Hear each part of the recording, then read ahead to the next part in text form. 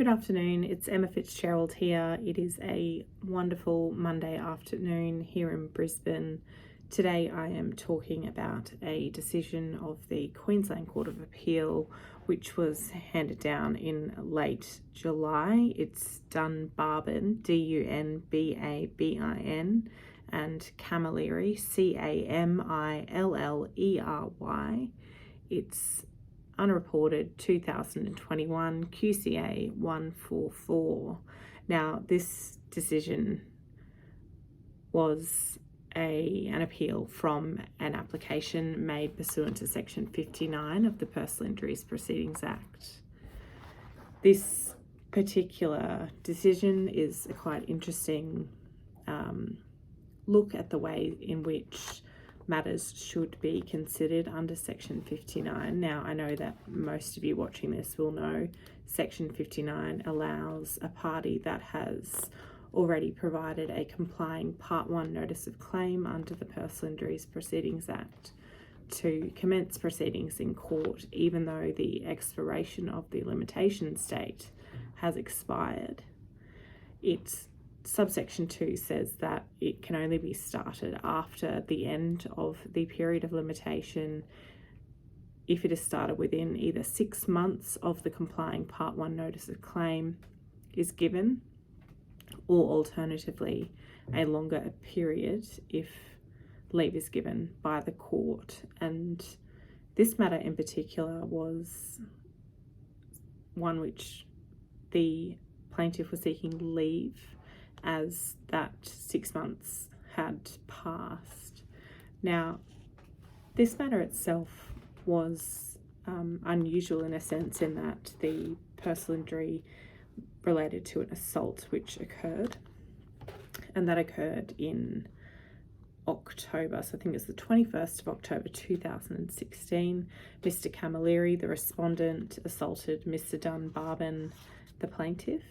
Now, Mr. Camilleri did plead guilty in those criminal proceedings. The claim under PIPA wasn't served until June 2018. This was done partly on the basis of advice given to the plaintiff that he should wait until the criminal proceedings had finalised before bringing his claim for damages for personal injuries. Now, there was evidence that there had been a delay by his solicitors in serving that notice.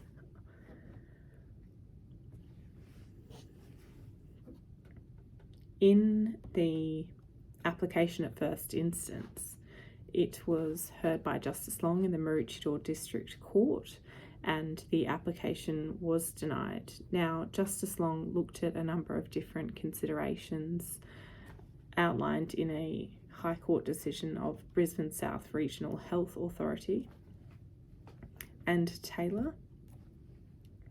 Ultimately, I think there are three quite interesting factors which contributed to Justice Long's decision to not allow the application.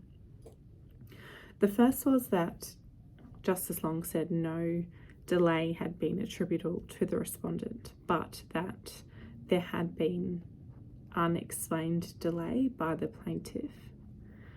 The next consideration was that the defendant was uninsured, and the third one was that Justice Long relied on Brisbane South Regional Health Authority to say that it is weighty and important to consider whether or not a respondent or defendant should be able to rely on their defence under a limitations proceeding.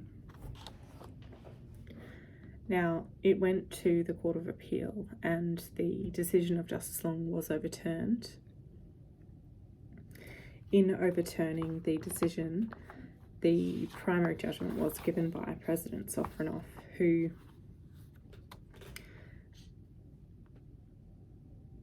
considered compliance with the Personal Injuries Proceedings Act by both parties. President Sofronoff also considered that factually, the reasoning in Brisbane South Regional Health Authority and Taylor was very different than in this matter, because in Brisbane South Regional Health Authority, it involved a party seeking leave to commence proceedings in relation to an operation that had taken place 17 years prior. Conversely, in the matter at hand, there had been a significant amount of documents and correspondence exchanged by the parties, including medical records, and it was also noted by President Sofronoff that the respondent had indeed admitted to the conduct as part of those criminal proceedings. So that was an important consideration for President Sofronoff when looking at whether or not there had been any prejudice suffered by the respondent. President Sofronoff also said that it was an irrelevant consideration to look at whether or not the respondent was insured or uninsured, and that was not an appropriate consideration to take into account when considering an application under Section 59 of the Personal Injuries Proceedings Act. Now, so what should be taken into account? President Sofronoff said that the most important consideration was whether or not a fair trial was possible, and on that basis the leave to appeal was granted and the appeal was allowed. It's not necessarily the way in which all matters will be determined under Section 59. However, I think it does give a really good guidance about the way in which the Court of Appeal will be looking at and considering these kind of matters if they do end up being appealed to the Court of Appeal. It's also an important reminder that where a party has had extensive information disclosed to them, any argument of prejudice is not going to be considered lightly, and it's unlikely that a party will be successful in defending an application on that basis alone. Thanks very much. Have a wonderful Monday afternoon.